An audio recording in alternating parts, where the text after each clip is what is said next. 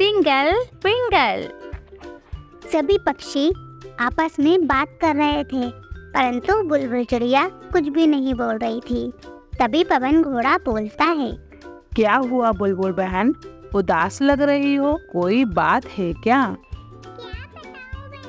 कल शिकारी चील मेरे बच्चे को उठा ले गया और मैं कुछ नहीं कर पाई क्योंकि मैं भोजन की तलाश में गई हुई थी। तुम रो मत बुलबुल बहन, ऐसे कैसे उठा कर ले गया वो? उसको जंगल के कायदे कानून मालूम नहीं है क्या? मैं मुन्नू जी के पास जा रही हूँ और उनकी सारी बात बताऊंगी। चिड़िया मुन्नू जी के घर पहुँच जाती है और उनको सारी बात बताती है।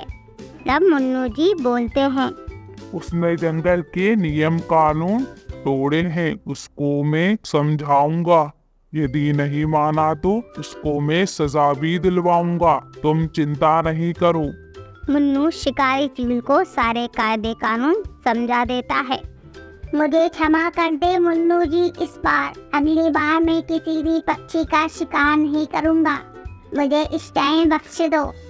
और शिकारी चील वहाँ से चला जाता है और फिर बोलता है, सड़क आया मुझे नियम कानून सिखाने वाला, मैं नहीं मानने वाला हूँ, कोई नहीं। फिर बुलबुल पक्षियों के समूह के पास जाती है और उनसे बोलती है, मुझे नहीं लगता कि पूरा चील मानने वाला है, वो शिकार तो करेगा ही। दोस्तों, मैं कुछ योजना बना रही हूँ, पर सभी मेरे घर आ जाना। अगले दिन सभी बुलबुल चिड़िया के घर आ जाते हैं और चिड़िया उनसे बोलती है, हम सभी हमारे बच्चे को अकेला छोड़कर बाहर जाते हैं भोजन की तलाश में, तो हमको नहीं करना है। इसमें कौन सी बड़ी बात है बहन, ये तो हमको भी बताए। हम हमारे बच्चों को अकेला छोड़कर बाहर जाते हैं, इसमें कौन सी नई बात हो गई है? हाँ, सही बोली हो बहन, परंतु हमें हमारे बच्चों को पहचानने के लिए नई नई आवाज निकालनी पड़ेगी, ताकि दरवाजा खोलने से पहले वे हमारी आवाज सुनकर दरवाजा खोले। मम्मा, आप कौन सी आवाज निकालोगे? बच्चा, मैं आवाज निकालूंगी। ओए मम्मा, आप कौन सी निकालोगे? ऐसे करके सभी पक्षी अपने बच्चों को आवाज बता देते हैं और वह सभी घर से निकल जाते हैं खाने की तलाश में। और बच्चे आपस में बात कर रहे हैं कि हमें आवाज ध्यान में रखनी होगी। अगली सुबह होती है और सभी पक्षी अपने घर से भोजन की तलाश में बाहर निकल जाते हैं। चील सारी बात सुन लेता है।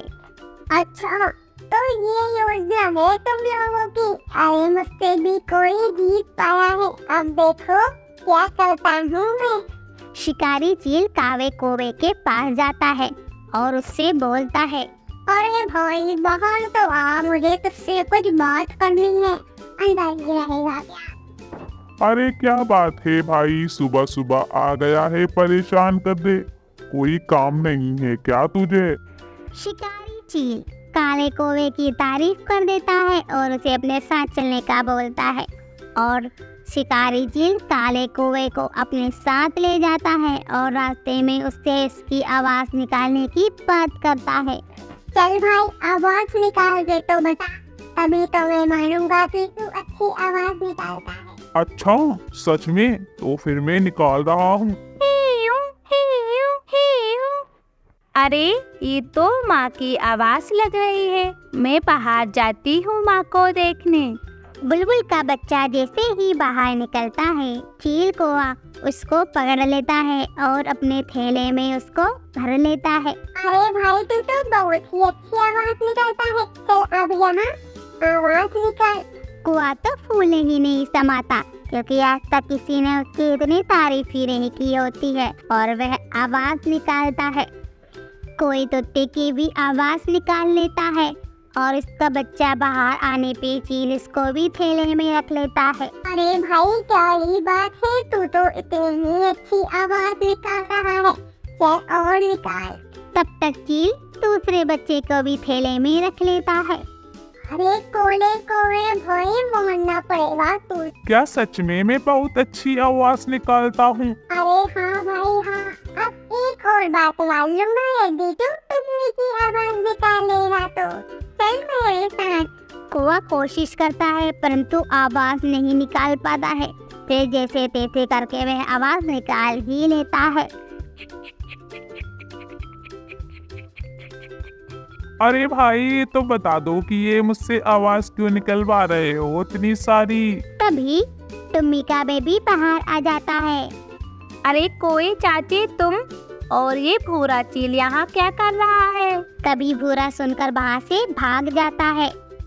वह बच्चा कोई चाचू को सारी बात बताता है। शिकारी चील से बचने के लिए मम्मी ने आवाज निकालने का बोला था। मुझे माफ कर दो, मैं बहुत शर्मिंदा हूँ और मैं अपनी गलती को सुधारना चाहता हूँ। चलो मेरे साथ। अरे वाह, इतनी सारी चिड़िया के बच्चे। अभी मैं आराम कर लेता हूँ, फिर खाऊंगा इन सभी को एक एक करके। अभी तो ताजी ताजी है, थोड़ी नींद पूरी कर ली जाए, फिर आराम से खा लिया जाएगा इनको। और शिकारी चील सो जाता है।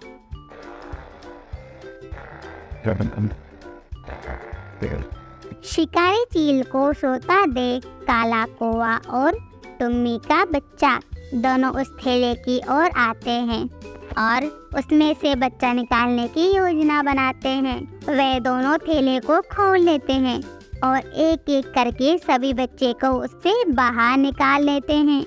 कौवा चील और उसका बच्चा सभी बच्चों को बाहर निकाल लेते हैं और उस थैले में बड़े बड़े पत्थर डाल देते हैं और वहाँ से सब भाग जाते।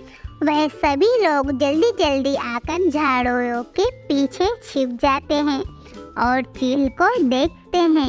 अरे ये क्या हो रहा है, मैं बैग उठा क्यों नहीं पा रहा हूँ?